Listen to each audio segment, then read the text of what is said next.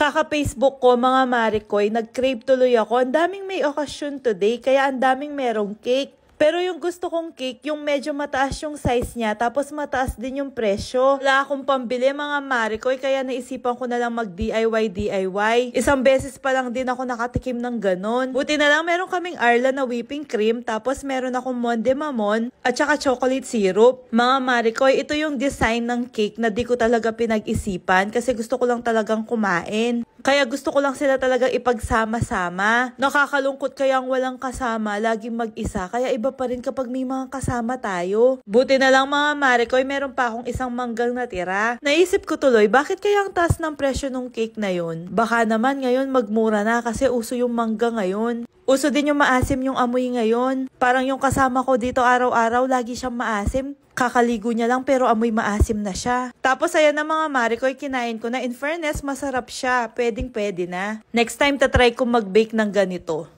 Umaga na naman mga Maricoy, alam nyo na, gagawa na naman tayo ng almusal. Gumamit lang ako ng 2 itlog, tapos nilagyan ko ng konting sugar at konting asin. Naglagay na rin pala ako ng tinimpla kong Beurre Brand. Tapos kailangan din natin ng all-purpose flour. Mix-mix lang natin mga Maricoy, kapag ganito na yung itsura niya, pwede na yan. Tapos strain lang natin ng 1 beses. Bakit 1 beses lang? Kasi yun yung gusto ko, ako yung masusunod, ako yung gumagawa, ako yung nagluluto. Tapos gagamit din tayo ng 2 saging. Sa isang kawali, lalagyan lang natin ng sugar, tapos ipapatong na natin yung mga saging na in-slice natin. Tapos nilagay ko na rin yung minix-mix ko kanina. Ang problema ko na lang ngayon mga Maricoy, paano ko ibabaliktad? So ayun, wag nyo nang itanong kung paano ko binaligtad kasi di ko na videohan. Di ko alam kung ano itatawag natin dito. Pwede ding banana pizza, banana cake, o kaya banana pie. Akala ko masarap lang siyang tignan, pero masarap talaga siya. Try nyo mga Maricoy. Tapos pinatikim ko na din kay Jace. Bye!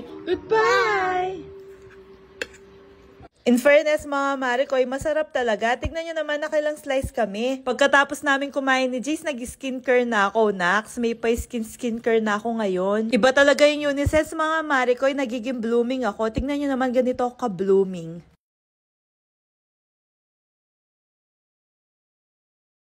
Bleaching whipped cream pala tong ginagamit ko mga Maricoy. Ka-partner siya ng Unisex Face and Body Wash nila. Kung gusto nyo mag-order, alam nyo na, nasa bio ko na yung link. Salamat!